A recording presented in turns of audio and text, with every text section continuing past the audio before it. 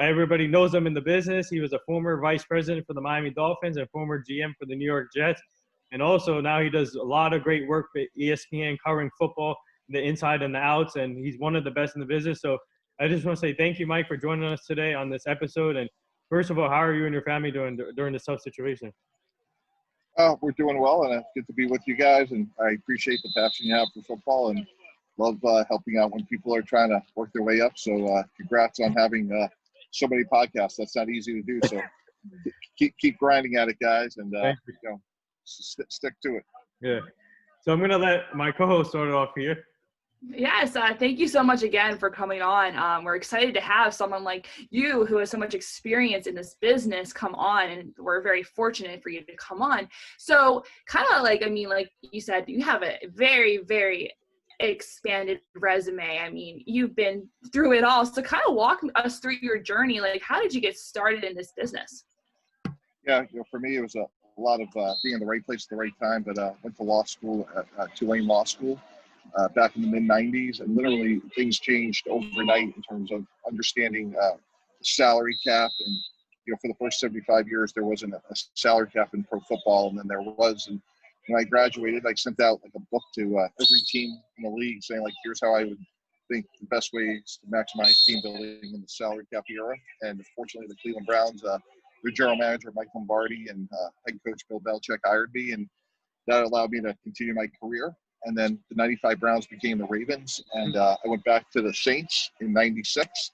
And then Coach Parcells and Coach Belichick left the Patriots after the 96 season, went to the Jets. And I was fortunate enough to be there for 16 years and last 7 as the general manager. So my question to you is, who helped you along the way when you were getting into this business? And who was like your role model when you were growing up? Yeah, I can't tell you how many people have helped me and candidly continue to help, including my current teammates at ESPN. I always try to surround myself with people that are smarter and more insightful than I am, and always try to put myself in a position to learn. I will say that Coach Parcells was a big influence, really because I was at a point in my life and career where I was young. It was the formative point. And he was not only the head coach, but the general manager of the Jets. So we spent a lot of time together. And I think he taught me way more about life and how to treat people and how to listen and be a critical thinker. Obviously, he taught me tons about football, but really impacted a lot of things I still believe in to this day. Yeah, and like you mentioned, when working at ESPN, kind of comment and like walk us through a day, basically, because it's a grind, especially once you get to the highest level in sports. Yeah, it is. And, I really believe in that. Choose a job you love and never work a day in your life. And, at ESPN, I'm around Hall of Famers. Like, I'm around greats, Mike Greenberg and Adam Schafer. I can go on and on and on, but they make you better. They're well prepared. When you go on air, you better know what you're talking about and really have some well thought out, just be able to substantiate your points. And it's been a great environment for me because everybody that works in football at ESPN has played it, coached it, been in the front office, and they bring such interesting perspectives. And when Ryan Clark talks or Dan Orlovsky, like, I'm listening and I'm learning. Yeah. So for you, what's it like now? Obviously, take me back to your opportunity when the Miami Dolphins hired you as a vice president, and how grateful are you that they gave you the opportunity to start off your career? Yeah, it was awesome. It was a great 4 years. I got to work with the owner, Steve Ross, really spent a lot of time in human performance and really just optimal performance as athletes, and spent time actually in Europe, Bayern Munich, AC Milan. It was incredible, and got to see what the best of the best did, and then came back and ran the team for a number of years, and we had success and got to the playoffs for the first time since Steve owned the team, which was a great accomplishment. And that led to the opportunity that I now have with ESPN. Mm-hmm. So what was the hardest part about that job with the Dolphins? Like, what was your biggest obstacle there? Unfortunately, it was the health of the quarterback, Ryan Tannehill, because, when Ryan was healthy, and as we've seen with Tennessee, he's been a really productive quarterback. But it's just, he just had trouble staying healthy there. And that was obviously a big challenge. But there was, a lot of great people there, great organization, great owner, really provides like tremendous resources. Yeah. So when you were in Miami, just have to ask you, you were there when Adam Gase was there, right? Yes. So what was it like working with him? And obviously he's now with the Jets, but what was it like just working with him in Miami and seeing his growth as a coach? Yeah, he was a guy that was hardworking, prepared. Obviously, his expertise was on the offensive side of the ball. Like I said, we had success. I know it's been challenging with the Jets now. I'm not with him there, but Yeah. Adam was a guy that worked hard. I thought he related well with the players in terms of behind the scenes, not maybe like the public facing Adam Gase, but behind the scenes. I thought he worked out hard to have like real relationships with guys, and like I said, we had a good run together there. And like we said, like you're covering football, the NFL, and we've had some COVID stuff go on. Personally, how do you think the NFL is doing in the response to COVID protocols and the playoff? Now we're having more teams in the playoffs, so kind of comment on how you think the NFL is responding to this pandemic. I think they've done a great job. I mean, you look how insidious this virus is with just in terms of the numbers in society. The fact that we've had a great season with compelling storylines. There's I think the NFL deserves a ton of credit. It's not perfect, but look at the world right now. Nothing's perfect, and I give the players and coaches a ton of credit. Yeah, I agree. So let's switch gears now. After your Dolphins, you went to the Jets as a GM. So what was it like being the GM for the Jets? And obviously, you brought in a really good talent. You brought in Brett Favre, for example. You had Rex Ryan as head coach. So what was it like being the GM for the Jets? It was great. You guys got me there? Yeah.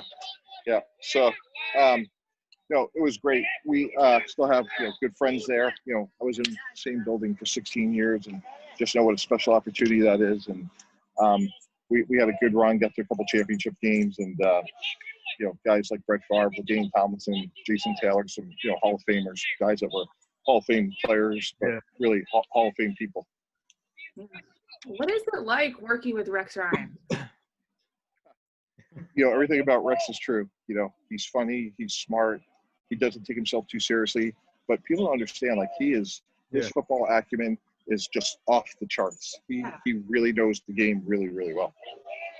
Yeah, so now obviously you're working with him on ESPN too, so he's doing great stuff. And obviously, speaking of the Jets, so when you were there, actually I had Antonio Cromartie on my show. I think it was like 3 months ago. So obviously you guys had a great defense, but how tough was it being a GM and working throughout every day and 24/7 getting deals done or trying to make the team better? How tough was that? Yeah, you have to have great people around you, and you have to love what you do, and I think that's true of anything you do in life. You want to surround yourself with bright, talented people that can make you better, and it's just an approach of how can we get the team better each and every day. So basically, we have a lot of new talent coming in with the quarterbacks coming from college to professional. We have Tua, we have Jalen Hurts now with the whole Carson Wentz Jalen storyline going on. So how do you think the future of the NFL is going to be impacted from? Do you think the game is changing? That's what I'm trying to say with the new talent. Arielle, I would say so. I think the style is, you're seeing more athletic, mobile quarterbacks, guys that can make plays with their feet and their arm. I think the sports and greats really set up well for success because these young players are incredible people and leaders in our community. Patrick Mahomes, Deshaun Watson. I think we're really the sport is really situated, and I think this crop coming out from Trevor Lawrence, Justin Fields, Zach Wilson, it's going to be a great year for quarterbacks coming up. Yeah, so I'm a big Dallas Cowboy fan, so I got to ask you this. So do you think Dak Prescott, when he comes back from the injury, do you think he can take that next level to be in that discussion? I think so. I think what we've seen, so far is how good he's been by him not playing. And, he covers up for a lot of deficiencies, especially, on the defensive side of the ball. So I think he's a guy that they got to get locked up. And I think when they look back in hindsight, the fact that they didn't lock him up sooner, they'll look back and regret that decision. And, you're at ESPN, so, you're covering a lot of things. And what do you think the future of broadcast is? Because for me, I'm a graduate student at the University of Alabama, and we're learning you got to be a one-man show. So what do you think the future of broadcasting is? I think we're going to see more in streaming, obviously. I think we're going to see more of, where things are going, like how we're consuming our content. And I think we're going to see people have differentiated approaches through the different channels and kind of seeing the tip of the iceberg. And, I have a teenage son that consumes a lot of his sports content on Instagram and Snapchat. And I just think that's where the world's going. So my next question to you, obviously you had a lot of experience in the front office, especially with the Dolphins and the Jets. So what's it like now being out of the front office and covering the game of football and seeing it from the different side of it? It's been great. I've learned a lot, and you get to sit back and I can relate to a lot of my friends that are going through a lot of stressful situations and try and make the best decisions they can, and know that, it's really interesting, because I know the heartache and pain of, disappointment and guys getting hurt. And then, there's other teams obviously that are doing great, and, some took risks that were calculated that are paying off. And it's really, I like to see them sitting up because I get just to see so many, I get to observe the league at a much bigger picture level. Yeah, and there's a lot of every year you get a group of college graduates who want to break into this industry, either reporting or in the management side. So what's one piece of advice that you would give college graduates who are or anybody trying to break into this industry? Yeah, serve. Be the first one in, be the last to leave. Find out what keeps your boss up at night and solve that problem. Serve them. Put out fires for them. Be the problem solver. When things go well, deflect credit, give it to others, and when things go wrong, be the person to accept blame. And when you do those things and exceed expectations, you can stick around a place for a long time. So I had a couple of my friends sending questions for me for your interview today. So I have a couple of questions from my friends. The first one, my friend Anthony, he's the owner of the gym I go to. He's a big Jet fan, and he wants to know what can the Jets do to fix this problem. And do you think he wants to know? Do you think Rex Ryan gets back into the coaching business? I hope Rex gets back, because I know he has a lot to give. He's a great teacher, and I think drafting Trevor Lawrence would be a great opportunity for the Jets if they wind up with the first pick. And then the other question from my friend was, actually, there's a podcast you should definitely check out. My friend Julian and Bobby, they do a podcast too, and one of them is a Jet fan. They want to know what's the process like to be a VP or a GM in the league? You start at the very bottom and work your way up. And I drove people to the airport and graduated with a law degree and kept driving people to the airport and just took every opportunity I possibly get to, again, put myself in a situation where I could learn and contribute and work really, really, really hard. And, you said you had a law degree and you were, you start from the bottom and you work your way up. So what's one piece that you would give to your younger, what piece of advice you would give to your younger self? Probably not to worry as much. I was always concerned about where I am today and tomorrow. I would say, don't worry about the results, worry about the process.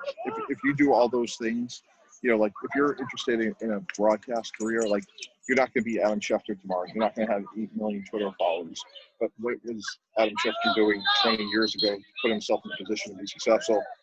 That's what you need to focus on, and then stack one good day on top of the next. So what's it like seeing your former team that you worked with, the Dolphins, and obviously Ryan Tannehill, the former quarterback you worked with, seeing both of them succeed, especially for the Dolphins, are building the right now with Brian Flores. I love him as a coach there. And they got Tua now, and they're about to make making a playoff push. And what's it like seeing them grow, and then Ryan Tannehill grow in Tennessee? Just generally speaking, for me, it's always about I root for people. I'm just fortunate to have a lot of relationships in and around the league, and I just root for people. And there's a lot of people I care deeply about, and I wish them a ton of success. And so it's not really a team that I root for anymore. It's just different people at different teams. Yeah, that's great. And there's a lot of someone told me you need to find a mentor in this business. And who was your mentor, or who would you like to still be your mentor? I mean, I know you're at the highest level, but there's still room for a mentor. Yeah, and I would say, to a certain extent, it was Coach Parcells, but I'll tell you, really another great relationship I'm so proud of, which was I started on pro football on July 1st, 1994. I was an unpaid intern for the New Orleans Saints while I was in law school. And the person I was sitting with was a guy named Steve Sabo, S-A-B-O. And Steve was going to be a GM one day in the league.